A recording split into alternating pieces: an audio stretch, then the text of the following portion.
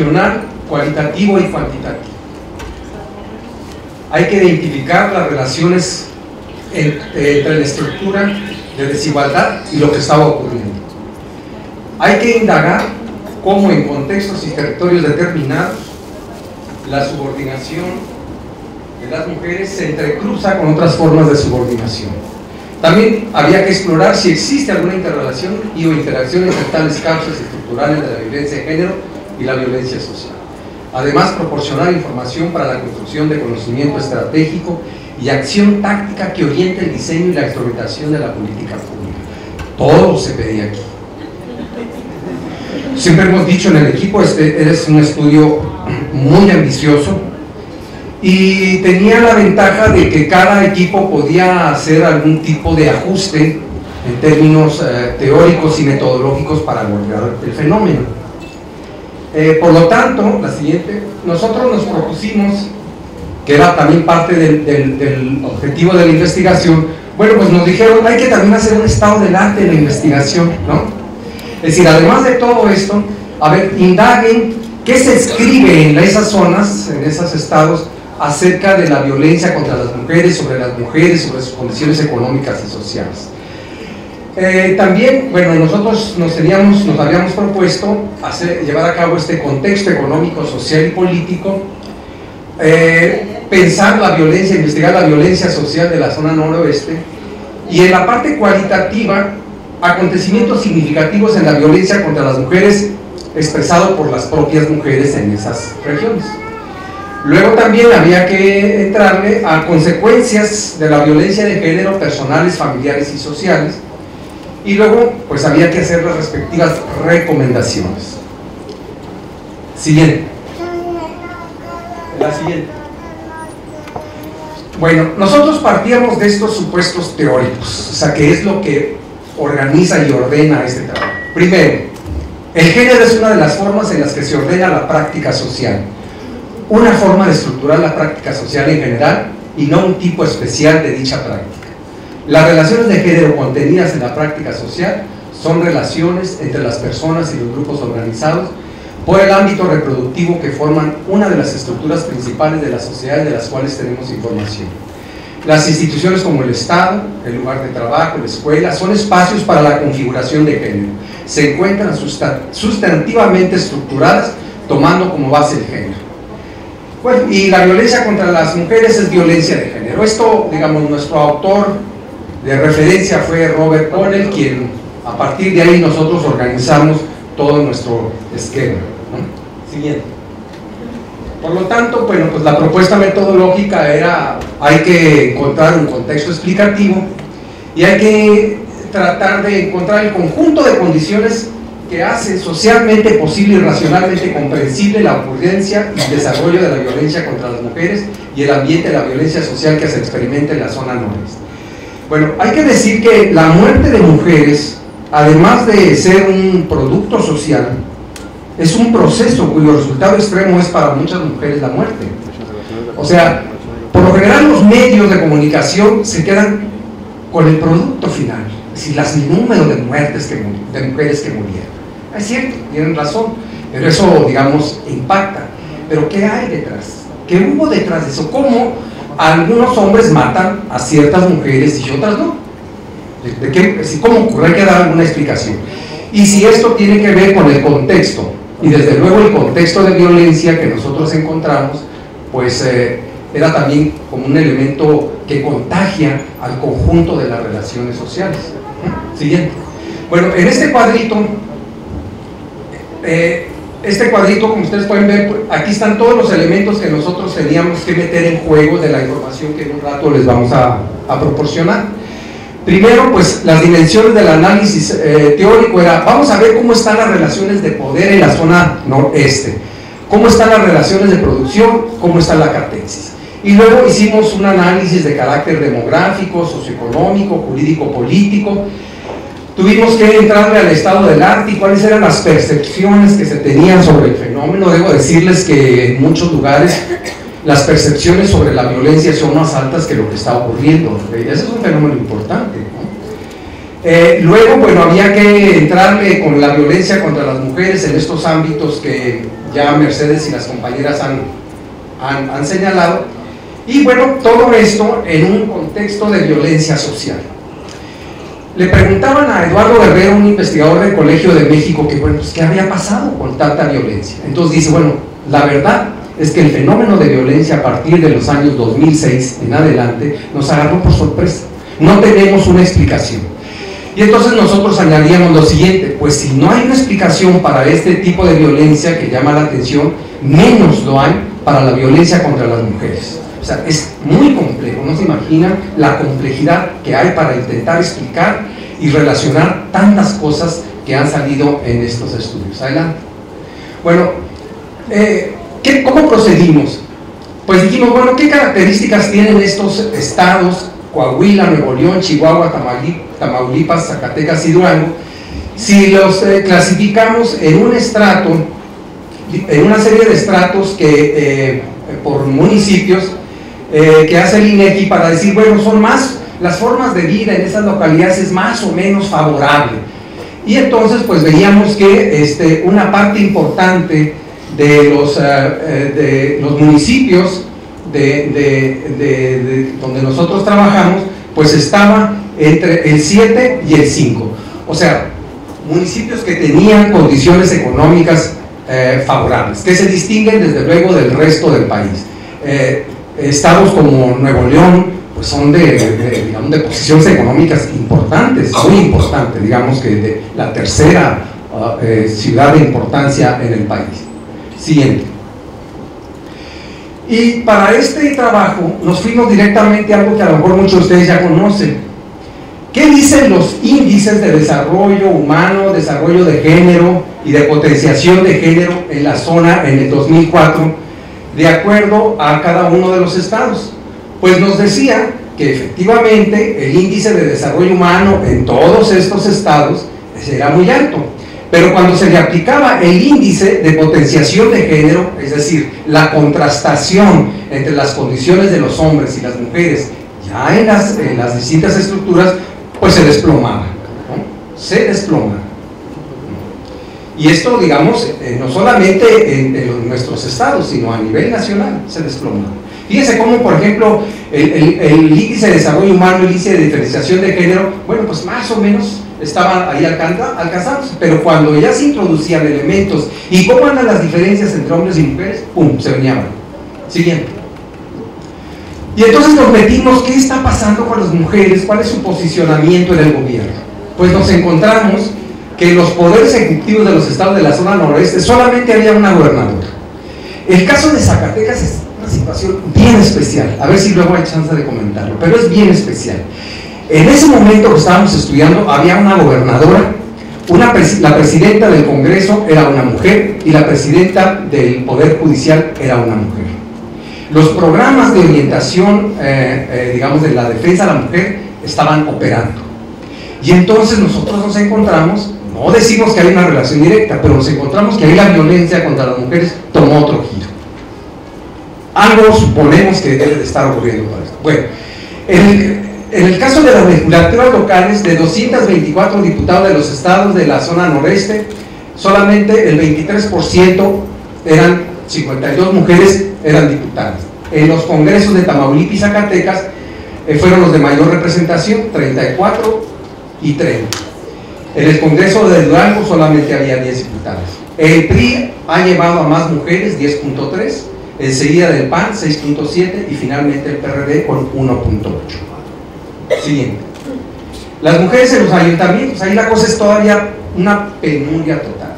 De los 296 ayuntamientos que integraban o que integran la zona noreste, al frente solo había 14 presidentas municipales, que eran 4.7%. Y la mayor participación se da en los cargos de regidoras. En el caso de Zacatecas fungieron como regidoras 322 mujeres, que fue el número más importante. Bueno, hay que decir también lo siguiente, o sea, ¿qué es Zacatecas? Pues Zacatecas es un estado de expulsión de fuerza de trabajo masculina, entonces hay más mujeres, y todas las mujeres tuvieron que arreglárselas, y creo que los resultados que estaban dando es que tuvieron razón en la manera en cómo estaban operando. Pero esto es algo que no hay que olvidar. Siguiente. Bueno, en el índice de competitividad social, es decir, algo que ya se señalaba acá, ¿Cómo andan las condiciones, las relaciones de trabajo, salarios, posiciones en la estructura de las empresas de hombres y mujeres? Bueno, pues aquí tenemos que en el caso, aquí abajo son 2005, estamos comparando hombres con mujeres. En el caso de Coahuila, por ejemplo, de Coahuila, vean ustedes la comparación, lo azulito son mujeres y lo rojo son los hombres, en distintos años. Bueno, pues ustedes pueden ver, por ejemplo, cómo lo rojo y lo moradito está por arriba. O sea, el índice de competitividad social entre hombres y mujeres en la zona noroeste, pues los hombres se la llevan de calle, como decía aquí Margarita. En el caso de Sonora, las diferencias de 30% para la misma ocupación, la diferencia del 30%, nosotros encontramos en Tamaulipas que incluso crecía hasta el 40%. Y vaya que son zonas industriales, donde se ocupa una cantidad importante de mujeres, Nuevo León, Tamaulipas, muchas maquiladoras. Bueno, pues esa es una situación que revela cuál era la posición de las mujeres frente a la frase de la ley que decía a trabajo igual, salario igual, o sea, no pega. Siguiente. Ahora, ¿cuál es la escolaridad de las mujeres casadas o unidas que sufren o sufrieron violencia en los últimos meses, según la encuesta del 2006 de las ENDIVES? Pues ahí vemos, por ejemplo, bueno, tenemos sí o menor educación, educación media y educación superior. Y luego las tenemos por estado. Entonces nos hemos encontrado, por ejemplo, como aquí en este auditorio hay muchas mujeres con la educación superior, bueno, pues las mujeres con la educación superior también han sufrido violencia o sufren violencia en una proporción elevada. Por ejemplo, pues no se diga en Durango, ¿verdad? Baja en los estados más industrializados un poquitín, por ejemplo en Nuevo León, pero bueno, en Chihuahua, por ejemplo, pues ahí hay una elevación importante, con o menor educación, con educación media o educación superior. Digamos, parecería que la educación a veces no representa un recurso, ¿no? Esta es una situación bien interesante. Miren, en algunos estudios se ha dicho que los hombres no golpean a las mujeres o las golpean menos cuando éstas tienen mayor educación. Entonces esto lo puede uno, a veces lo entiendo fácilmente. Pero en otros estudios se revela cosa contraria, que cuando las mujeres tienen mayor educación también les surten los hombres. Esto es entendible de alguna manera porque es la competencia, ¿no? Es la competencia, a veces las mujeres empiezan a traer lana a la casa, empiezan a querer tomar decisiones, y entonces es cuando los hombres dicen, bueno, pero viéndola bien, ¿quién manda aquí en la casa? ¿No? Y entonces hay presiones de esta naturaleza, intenciones de esta naturaleza. La siguiente. Bueno, por ejemplo, aquí también en el caso de la dinámica de las relaciones en los hogares en el 2006, lo que tenemos es que igual la llamada violencia psicológica, que le dejó de hablar, es la que tiene las cifras más elevadas. Igual hay violencia física, la económica, la sexual, etcétera, y que tiene de alguna manera ciertas variaciones en cada uno de los estados, ¿no? Por ejemplo, la física pues es elevada en el caso de Zacatecas y también en el caso de Coahuila. Cuando decimos que esto es muy complejo es porque nos preguntamos, bueno, ¿por qué allá y acá no? ¿Y por qué en Chihuahua unas cosas más altas y por qué en Nuevo León no? Este es un reto para las ciencias sociales y para la investigación, sobre todo si uno quiere encontrar un cierto patrón de comportamiento, ¿no? La siguiente. Bueno, aquí que tenemos el tipo de violencia consignada por mujeres de 15 años y más también en la ENDIVE. Y nos encontramos que efectivamente, ya se señalaba acá, la violencia comunitaria, o sea, la que se da en espacios públicos, es la más alta prácticamente en todos los estados, salvo por ejemplo Zacatecas, donde la violencia laboral es superior. Pero este es el panorama en términos del tipo de violencia que es consignada por las mujeres. Adelante. En el caso de aquí nosotros hablamos de las defunciones femeninas con presunción de homicidio. Se presume que fueron homicidio, ¿no? Digamos, el juez calificador dice que por las características del cadáver, aquí a esta mujer la mataron. Entonces, ¿qué tenemos ahí nosotros en las defunciones femeninas con presunción de homicidio? de 1985 al 2009, que es el acumulado. Bueno, pues Chihuahua, vean ustedes el tamaño de las defunciones femeninas acumuladas en Chihuahua a lo largo de 25 años. Siguiente. Lo que hicimos nosotros, porque bueno, pues no se puede tener tanto tiempo para estudiar todos los municipios, es que optamos por estudiar los municipios repetidores, es decir, que en un lapso de 10 años, cuáles eran los que habían mantenido un cierto nivel de violencia durante ese tiempo. Ya a esas nos abocamos. Y entonces, pues de Coahuila tenemos 6, de Chihuahua 2, de Durango 2, de Nuevo León 3, de Tamaulipas 3 y de Zacatecas 8. Y entonces aquí encontramos, digamos, el porcentaje del total de casos de defunciones por mujeres. Pues ahí están los distintos porcentajes. Por ejemplo, Durango compite mucho con Chihuahua y con Tamaulipas. Hace rato Mercedes decía algo muy interesante, donde ubicaba, por ejemplo, estos famosos hotspots en una zona del sur de Chihuahua, norte de Durango y una parte de Sinaloa, ¿verdad? Bueno, pues curiosamente esa zona es el llamado Triángulo Dorado, es el triángulo del narcotráfico. Ahí está, como decimos en Sonora, el Chucky, ¿no? Ahí está el Chucky. Es decir, ahí es el punto de donde se produce una alta cantidad de droga y algo está pasando ahí. Es decir, ya ella lo decía, no sabemos si las mujeres que han estado muriendo son porque están involucradas en el narcotráfico. Seguramente algunas sí lo están, ya empieza a aparecer información a propósito de esto, pero otras no lo están. ¿Por qué a veces las autoridades pueden meterlas en el saco de que sí son, digamos, muertes ocurridas por narcotráfico? Pues por facilidad. Si yo mato a mi mujer, pues ya se fue. Si yo mato a mi mujer, el narcotráfico me ha dicho, me da información para que si yo la envuelvo y la tiro por ahí en algún lugar, va a llegar la policía, la va a ver envuelta y dice, no, pues esta vieja la mataron por andar metida en el negocio, ¿no? Y la gente en general repetimos y decimos, sí, seguramente se andaba metida, pues, digo, si la envolvieron, ¿no? Entonces, esto va dando cuenta también de una cifra negra, pero que además está traspasando a la parte cultural, en donde nosotros decimos, no, qué licenciado que lo mataron, no, seguramente se andaba metido en esto. Eso es algo también que se va permeando en nuestra cultura, en la parte social. Bueno, adelante. Y aquí nos encontramos una cosa muy interesante.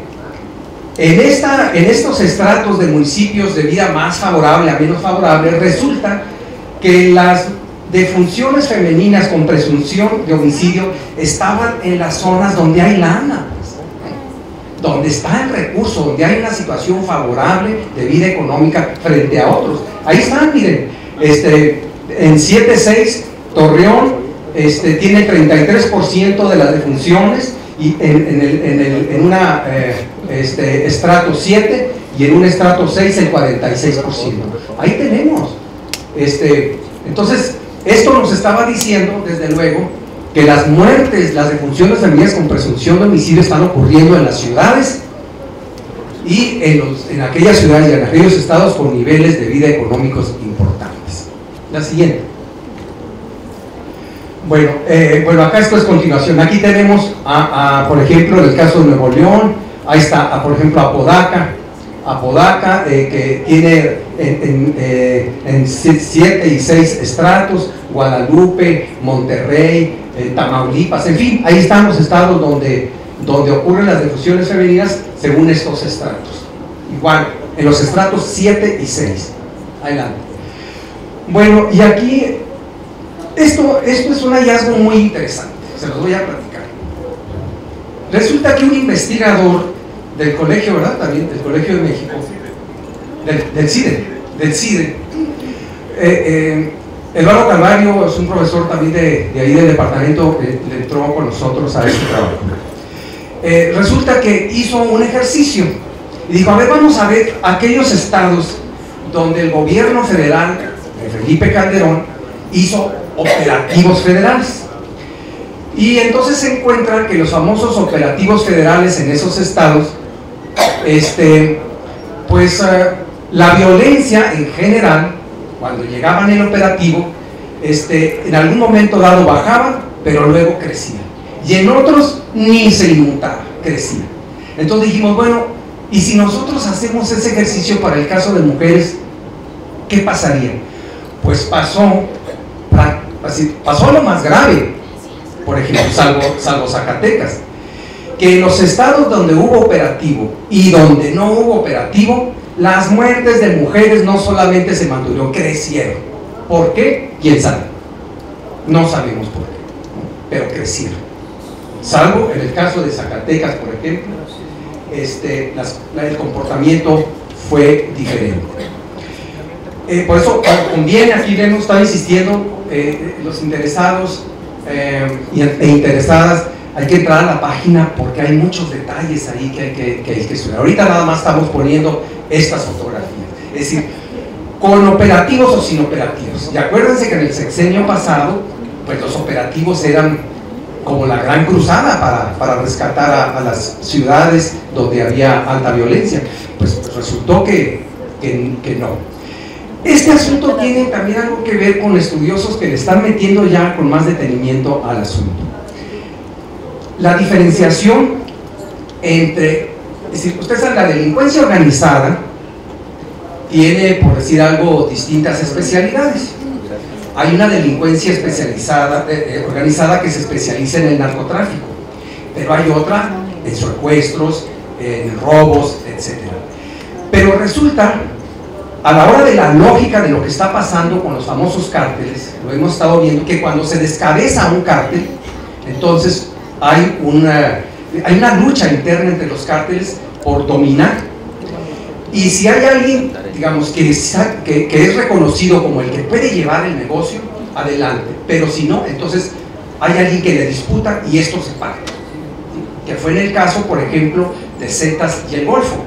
Por ejemplo, la gente de Nuevo León, o una parte importante de la gente de Nuevo León, considera que todo este desorden de la violencia fue ocasionado justamente por la ruptura del cártel del Golfo y los Zetas.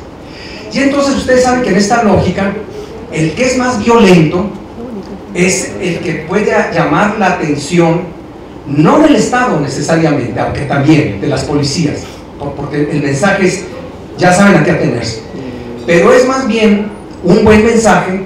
¿De dónde viene, por ejemplo, el mayor número de cargamentos de cocaína? De Colombia. Bueno, yo no le voy a soltar un cargamento importante a alguien de cocaína si se maneja con puras resorteras, ¿no? O sea, yo le voy a decir, a ver, demuéstrame que tú eres un fregonazo, ¿no? Y entonces los Zetas demuestran que son muy fregonazos y que pueden hacer y llevar a extremos muy serios la violencia. En este caso nosotros encontramos algunas situaciones de mujeres, por ejemplo la famosa güera de Monterrey que fue colgada en un puente. Nosotros podemos decir, ¿fue feminicidio? No. O sea, la mataron no por ser mujer, sino la rescataron de la cárcel los Zetas porque les había hecho una mala jugada metiéndose con otros cárteles y entonces le aplicaron la de rigor, es decir, te mueres por traidora. Y entonces la colgaron de un puente, y esto fue, por ejemplo, un hito muy importante en Nuevo León que la gente se refiere, ¿sí? Es decir, nunca había ocurrido esto y ahora ya apareció la famosa güera colgada. No es el primer caso de mujeres que aparecen en estas circunstancias, después empezaron a aparecer otras. Pero hay una distinción interesante, es decir, ¿qué pasa con el cuerpo de las mujeres aun cuando no son muertas por feminicidios, sino porque andaban metidas en el negocio? Entonces, a veces una flor, les dejan una flor, o les ponen en otro momento, por ejemplo, en los senos una seta, o en los glúteos le ponen algunas marcas. Entonces, no sé, por lo menos en la zona noreste no vimos casos de mujeres decapitadas. Alguien me aseguraba que sí ya han aparecido mujeres decapitadas por estas cosas del narcotráfico, pero no en esa zona noreste, sino en el sur de México. Creo que, no sé si en Guerrero o en Michoacán, etc., ¿no? Bueno, entonces, este es un descubrimiento que nosotros consideramos que era muy importante, porque entonces parecería que los operativos resultaron, ahora se está viendo con más fuerza, resultaron contraproducentes. Sí bajaron un poquitín mientras estaban ahí las fuerzas federales, pero una vez que se iban, pues entonces ocurría algo muy serio. Hay alguna autora por ahí que dice que una parte de la violencia se debió también a que había problemas de coordinación. ¿Quiénes eran los de los operativos? Pues el gobierno federal. ¿Y quiénes estaban en los gobiernos? Pues los gobiernos locales del PRI.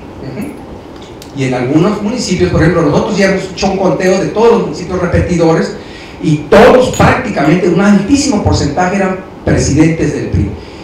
¿Y quién comandaba las fuerzas federales? Pues el presidente de la República. ¿Y de qué partido el presidente de la República? Del PAN, ¿no? Entonces, esa autora por ahí dice que la violencia pudo haberse debido a falta de coordinación. Acuérdense que llegaban los marinos y demás fuerzas federales y hacían un lado a la policía local. No, ustedes son una bola de corruptos, no sirven para nada y nosotros le vamos a ayudar. Y ellos no conocían el terreno. Y para los militares, lo que se movía, hay que disparar. Y después vamos a alegar, ¿no? Pues para eso, es una guerra, ¿no? Por eso el presidente, aunque después quiso corregir un poquitín porque le advirtieron de lo que ese significaba, pero cuando dijo, por allá recién tomaba él la presidencia, dijo, vamos a encabezar la guerra contra el narcotráfico. ¿Y qué pasa en las guerras? Pues en las guerras pasa de todo, ¿no? Como dicen, en el amor y en la guerra todo se vale. Entonces en la guerra, pues con mayor razón. Adelante. Bueno, ahora aquí están algo que nos encontramos también bien interesante. Resulta que hay muertes silenciosas. ¿Y cuáles son esas muertes silenciosas? Pues las muertes de mujeres que mueren por cáncer cervicuterino y otros, cáncer cervicuterino, tuberculosis, ¿qué otras eran? Cáncer de mama, de transmisión sexual. Entonces vimos que esas muertes silenciosas eran más altas que las muertes por violencia física, ¿no? Y entonces, pues, ¿qué nos dice? Y esto es en municipios repetidores, O sea, ¿qué pasa entonces con las mujeres en esas entidades y municipios donde el nivel de vida es favorable? Pues, ¿qué pasa con ellos? Y se estaban muriendo más mujeres por este tipo de... Por eso le pusimos muertes silenciosas. Se están muriendo más mujeres por eso que por muertes violentas. Entonces, eso dice mucho también de los sistemas de salud y de la desatención que puede tener para las mujeres, ¿no? Adelante. Bueno, la catexis. Es un término, dicen, bueno, ¿y esto qué es? Bueno, la catexis es una dimensión que maneja Connell y que tiene que ver con cómo se vive y se siente la sexualidad, o cómo culturalmente tiene una presencia dentro del mundo de las relaciones de género. ¿Cómo estudiamos la famosa catexis? Pues la estudiamos a través de dos géneros musicales, el llamado hi-fi y el movimiento alterado. Estos géneros musicales no son narcocorridos, es música norteña que alaba la violencia, ¿sí? Entonces ya no son, por ejemplo, como los clásicos narcocorridos, que aquí les vengo a cantar un corrido verdadero, versos que le compusieron a quién sabe quién. Y entonces nos narra la historia del Chapo Guzmán, de fulano de tal, etcétera. No. Este tipo de género musical ensalza la violencia. Entonces lo que hicimos es, a ver, esta música, ¿cómo trata a las mujeres? Siguiente. Y nos encontramos que al hacer un análisis de todas las, claro, esto por internet, en el YouTube, pues nos encontramos que el movimiento alterado tenía una visita de 16.800.000 y tantas mil personas que les gusta la música alterada. Y esa música alterada se escucha mucho en la zona noreste, ¿no? Entonces, y esa música, pues no sabemos bien a bien quién la escucha, pero de que se escucha, ¿no? Frente a otros géneros musicales, por ejemplo, canciones de mujeres en crimen, las llamadas de transición, los corridos prohibidos y los corridos popularescos, le llaman. Bueno, entonces nos dijimos, bueno, pues entonces si es algo interesante está pasando ahí, porque las páginas, ustedes saben que hay un blog del narco, hay muchas películas filmadas incluso por el propio narco, subidas a la red, montones de cosas, ¿no? Entonces nos llamó la atención que este asunto era muy interesante. Siguiente. Y ahí cómo se trata a las mujeres, pues lo clásico, las mujeres trofeo, las mujeres transgresoras y mujeres como consumidores de drogas. Esos son los contenidos. Esto no es nuevo, nosotros no lo descubrimos. Hay otros investigadores, Manuel Valenzuela del Colegio de la Frontera Norte, donde hace un trabajo también interesante sobre cómo el narco y la sociedad masculina maneja a las mujeres. Entonces, bueno, ya sabemos mucho de los casos que la Miss Sinaloa, que la señorita Sinaloa, que esta se andaba metida, ¿no? Bueno, pues entonces los narcos buscan a mujeres con cierto porte, pues para lucirlas, ¿no? Y muchas de esas mujeres pues le entran a eso porque tienen regalos, cargos, visten bien, etcétera, pero bueno, pues se las llevan al baile desde luego. Adelante. Bueno, también en esta famosa catexis le entramos a un asunto que teóricamente el autor Connell lo señalaba. Es decir, ¿qué está pasando en los estados contra la homofobia o contra las manifestaciones por las distintas preferencias sexuales?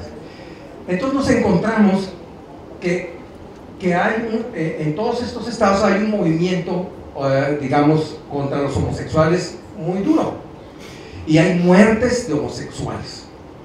¿Esto cómo se interpreta a la luz de la teoría esta de Connell? Se interpreta, y esto lo comentamos ayer, para la perspectiva dominante masculina no hay cosas del medio, o es hombre o es mujer, y lo que no parezca hombre pues es joto. Entonces hay que darle chicharrón, o hay que hacerle la vida imposible, y hay que él se tiene que quedar en el closet. Pero como no se quedaron en el closet, entonces empiezan a salir y hay una contrarreacción de la sociedad para decir, o atacarlos, estigmatizarlos o matarlos. Todo lo que nosotros vimos ahí es que nos encontramos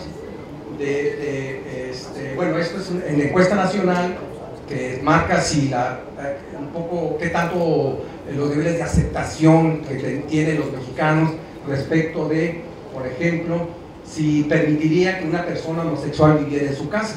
Y entonces, pues es curioso porque aquí en Durango y Zacatecas el 66 dijo que sí, en Coahuila, Nuevo León y Tamaulipas el 57.7 dijo que no. Siguiente. Y entonces, pues aquí hay una cifra sobre homofobia, ¿no? En México 420 homicidios del 95 al 2006 por homofobia. En otras cifras se da, digamos, en otras fuentes se da una cifra más alta. En fin, lo que quiero llamar la atención sobre esto es que en los análisis sobre la violencia contra las mujeres, por lo menos desde esta perspectiva que nosotros asumimos, también resulta importante ver cómo anda esta materia, porque es una reacción de los hombres contra aquellos que pues tienen la facha de hombres pero no lo son, y entonces eso denigra la posición masculina. Adelante. Bueno, ahí están, homicidios, aquí están, por ejemplo, en Nuevo León, del 95 al 2006, pues esa cantidad de un total de 85, organizada y no organizada y de todo esto.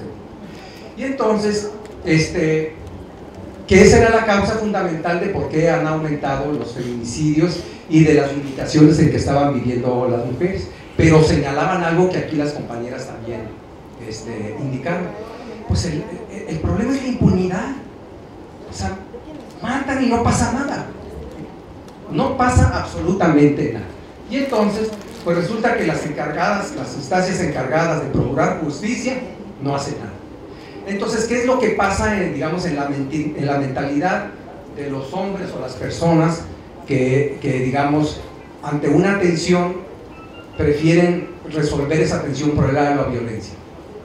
Pues que la barra está muy bajita. No hay ningún elemento que me pueda poner un límite para la muerte a la mujer. Y entonces parecería que en este ambiente de violencia social general la muerte se está viendo ya como muy natural, es la forma de... Y entonces nosotros comentábamos ayer lo siguiente: si yo veo en las calles, sobre todo en esas zonas y donde hubo operativos, fuerzas federales armadas hasta los dientes, hombres amenazantes, de miradas duras, y estoy viendo novelas que regresan en las novelas de Televisa, los personajes muy machos en las haciendas con mujeres chillonas permanentemente peleándose por los hombres, ¿no? O sea, pues eso es lo que está viendo. Entonces parecería que hay un regreso de la presencia masculina, quizá porque, digamos, las mujeres empezaron a ocupar posiciones y había que echarlas por atrás. Digo, esta es una interpretación que nosotros damos siguiente. Y luego, otra de las cosas que identifican, que a lo mejor ustedes dicen, no, pues esa ya no la sabemos: la tensión que se genera en las relaciones de pareja. Resulta que, dicen las mujeres, especialmente las de Nuevo León, dicen que pensamos que los hombres no están asumiendo realmente su rol. Trabajamos los dos, pero resulta que cuando yo regreso a la casa, pues yo soy la que tengo que sacar el trabajo. Entonces no asumen que la casa tiene que repartirse, ¿sí? Y hay una cantidad de pretextos. No es que tú le das el toque femenino a la planchada, el cuello no me queda muy bien, en cambio tú tienes una habilidad, etc. ¿Sí? Entonces ellos están viendo que ahí se está dando una tensión entre los roles, ¿sí? Si no se está asumiendo. También en cuanto a la escuela y el trabajo son otras fuentes. Los jefes en las oficinas, o en los capataces, en las escuelas los directores, etcétera, son los que están encabezando ahí la lista de violentadores. Adelante. Y luego, digamos que esas eran algunas de las. ¿Y qué ha pasado? Y si, bueno, cuando nosotros les preguntamos, bueno, ¿y qué? ¿Las mujeres se han quedado sin hacer nada o qué? Entonces algunas dicen, bueno, sí, hemos avanzado, ha habido importantes avances, pero consideran que el propio temor que se vive ha hecho que las mujeres se releven, ¿no? Y aunque sí hay organizaciones que están combatiendo, no sienten tampoco que estén arrastrando a un importante número de mujeres, ¿sí? Y si bien, por ejemplo, hay expresiones de organización, pues ellas mismas han considerado que no son lo suficiente. ¿Adelante? Y ahora, bueno, no las voy a leer todas, por supuesto, pero hay una cantidad importante de propuestas que ellas, por ejemplo, veamos nada más estas tres. Hay que fortalecer las instituciones impartidoras de justicia y sanear los órganos encargados. Hay que atender esos problemas con una visión distinta que hace suponer un campo en su percepción. Es decir, ellas mismas decían, pues no basta con que estén mujeres ahí, ¿no? O sea, las diputadas pues pueden estar acá y toda la cosa, pero no tienen una política de género. O sea, están repitiendo patrones de la política masculina. Entonces queremos un cambio en eso, que las mujeres que lleguen a esos puestos tengan otra percepción de las cosas. Y bueno, ya hay que desarrollar programas de prevención. Hay muchas propuestas que se hacen, que es la parte, digamos, que es interesante desde luego retomar para ver, digamos, de qué manera tiene que enfrentarse este problema de la violencia en los distintos ámbitos y en los distintos espacios. Para cerrar, ¿sí? Por ejemplo, quiero comentar algo que aquí ya se señalaba. Por ejemplo, ¿por qué la violencia y las muertes que se han detectado resulta que son también, o eran también, hasta hace tiempo, el lugar donde más se mataban a las mujeres? ¿Y por qué el comportamiento masculino es distinto cuando se encuentra, por ejemplo, la mujer en el trabajo o en otras partes? Bueno, pues porque nosotros, una interpretación es que en la casa no hay obstáculos de ninguna naturaleza que le pongan al hombre un cierto límite. En cambio, en el trabajo se corre un riesgo, o en la escuela se puede correr un riesgo, se le eleva un poquito la barda y la cosa tiene que pensarla muy bien. Por eso, por ejemplo, si el jefe en la oficina tiene que tener el suficiente poder para correrla, simplemente. Y por eso es que las mujeres no denuncian, y no denuncian porque justamente las boletinan, las corren. Y en las escuelas igual, no denuncian. Miren, yo encontré, por ejemplo, indagando aquí con gente de padres de familia, de algún caso donde a una chava que el profesor le estaba mandando por internet cosas muy gruesas. Entonces pues la mamá vio y ellas, o sea, le pasaron, las imprimieron y fueron a ver al director. Entonces dijo, estaban jugando, hombre, pues que no sabe usted ahora cómo son los juegos.